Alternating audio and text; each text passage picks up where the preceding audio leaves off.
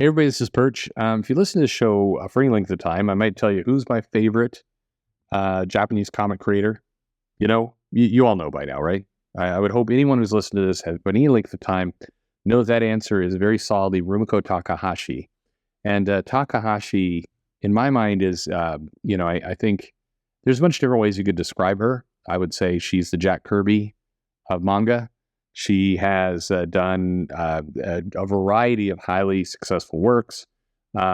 She is easily one of the wealthiest manga artists, if not the most wealthy artist, based on her investment strategies. She has over 200 million copies of her work in circulation. Takahashi is one of the best-selling authors, not comic authors, authors of all time. And she's won a number of awards, Yoroshi Yatsura, Mermaid Saga, Inuyasha. I like to Inuyasha.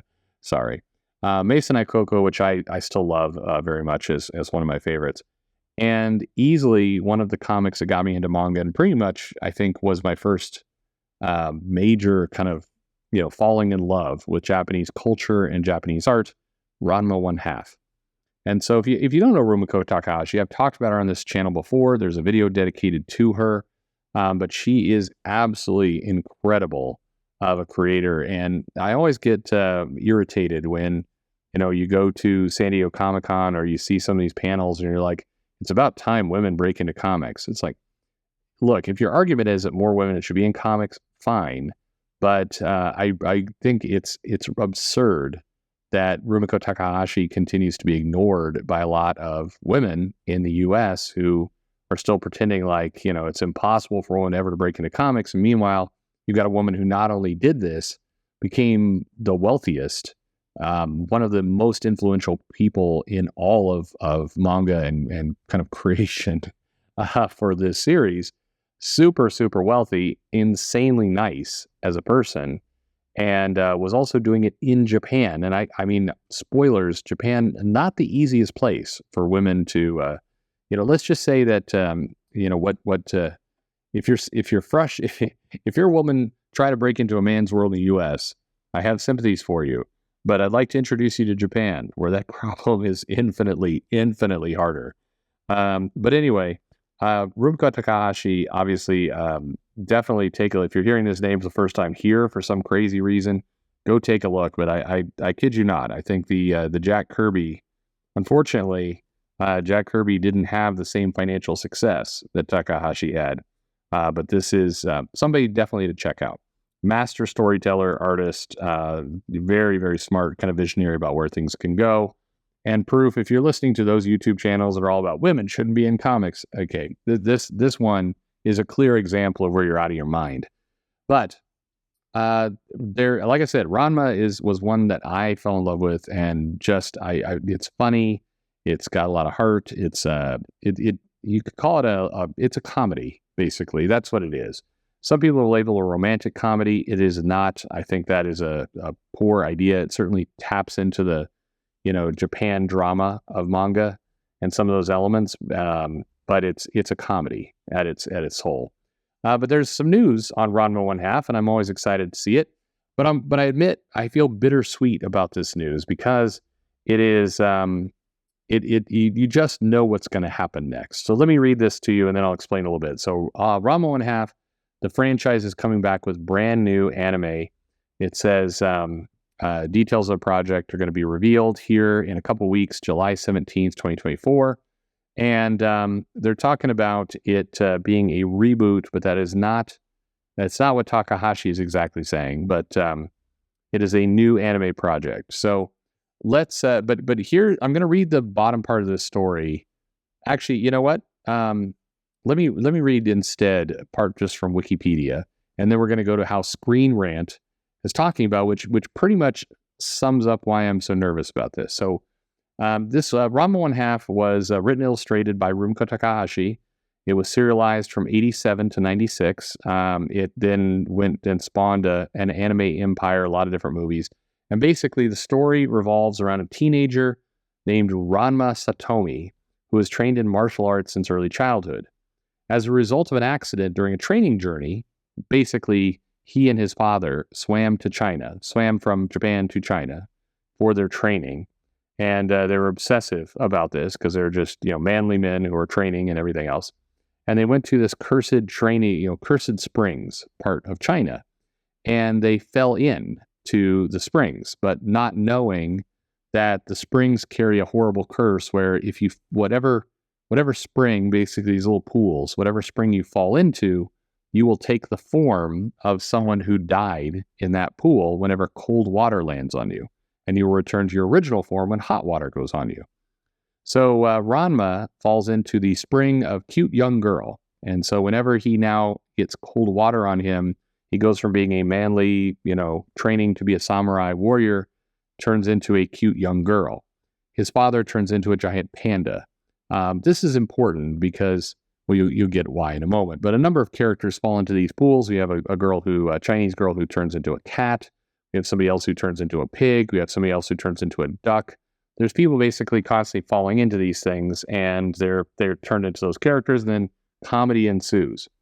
So basically it says, throughout the series, Ranma seeks out a way to rid himself of this curse, while his friends, enemies, and many fiancés constantly hinder and interfere. Because through this, Ranma is promised to be married to a tomboy-like girl, Akane, who every day goes to school, and all of her various admirers and suitors attack her in an attempt to win her hand.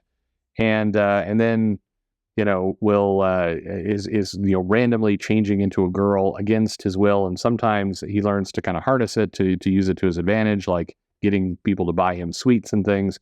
But it's weird kind of love quadruple angle, storylines where people are liking other people, but then they're also transforming into things, and it's designed to be silly and wacky, and it always has been. The manga itself is about the crazy personalities involved. So that's what this thing is. Keep in mind, and this is also important, it ran from 1987 to 1996, so long before some of you were probably born, and it was designed to be silly. And like I said, there's different. There's a crazy principal, and there's Shampoo. That's a girl's name she's the one who transforms into a cat, and she's got a witch grandmother cologne, and there's just it is silly, and it's designed to be silly.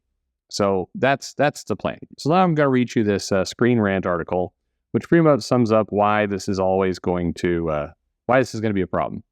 It says the Ranma 1/2 reboot can follow Hiroshi Yatsura's example by modernizing the story and fixing some of its flaws, which is pretty much your immediate red alerts that things are going to go wrong here. It says, Ranma 1/2 has long since become one of the most recognizable stories in all time, and it's set to make a big comeback. And they show the tweet. It says, Ranma 1/2 has always deserved a reboot, and if it's anything like the recent Hiroshi Yatsura reboot, then it should be a great way of modernizing such a classic anime. It's another red flag. And it's something old and new fans alike should be plenty excited about. It said, it shows that Rumiko Takahashi's work can be adjusted to better cater to modern audiences to great success.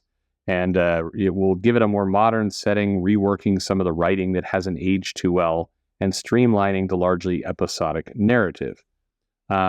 In particular, it says it will fix the problems of the anime and manga. For example, the original anime changed a lot of character dynamics to give a false impression of what the series was like, most notably in making Ranma nicer and Akane more aggressive. As such, the Ranma 1/2 reboot is a perfect chance to have the characters be closer to how they're supposed to be in the manga. Now, I'm for that. And it is true, the anime took some shortcuts and basically made the characters a little bit more two-dimensional, than they were.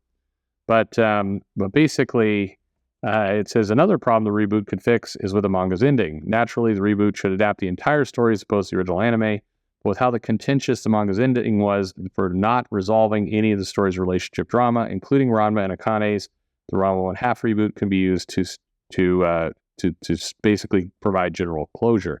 But that's kind of the point. The manga didn't provide closure. It wasn't supposed to provide closure. It was really just designed to let these characters be who they are. It didn't all need to be tied up. But the biggest concern in all this is a lot of the comments that are coming on this, which is finally a chance to insert trans rights into Ranma. And this is where I'm just asking all of you, if you made it to the video this long, a lot of you probably are clicked off because you don't care about it. But here's the thing I'd love you to do. Don't let this get hijacked into our dumbass 2024 culture war, because Ranma One Half is just a silly romantic comedy, or just comedy about people who've had bad luck. If you watched any of this, Ranma was basically just trying to get rid of the curse that he found himself into. He would find himself as a girl thrust into situations where suddenly he's in a hot bath with a bunch of other hot girls, and he was both embarrassed and horny for the whole thing. This is not a story about trans rights. This is not a story about any of that. And yet you are going to see people on both sides of the aisle use this very charming 1980s manga to prove some dumbass point. In much the same way that Mags is trying to say that once when Kurt Cobain got in a dress for a music video, he's now officially a member of the trans community. You gotta say that same bullshit here. People are going to call this a big trans rights film. You're also going to see people, you're going to see these crazy hot takes from the usual outrage channels talking about woke manga, and they're not going to pay attention. I guarantee you. Look, if people are going to lose their shit over Storm's haircut being a mohawk, guarantee people are going to lose their shit over this one. I highly recommend you go check out Ranma. I don't know what this new reboot will look like or anything else. By the way, the Hiroshi Yatsura reboot, it wasn't a reboot. They just made the anime again. They modernized some things, but it wasn't for modern art audiences. It literally just had newer technology in it. It was a faster paced thing because they didn't have the hundreds of episodes that they did back in the 80s. It was more or less, there was very little changes. I still prefer the original. Don't get me wrong. I don't think they need to change any of this stuff. But don't let this thing get hijacked. Ranma One Half is a fun series. You should go check it out. I'm glad it's getting more attention. I'm glad Rumiko Takahashi is getting more money. That's also good. But don't kid yourself. This is a silly story about people who fell into cursed training pools and are trying to get around their situation, usually in embarrassing, hilarious, or horny ways. That's what this is. This is not, a for Pride Month issue, and it's amazing how many people are doing that.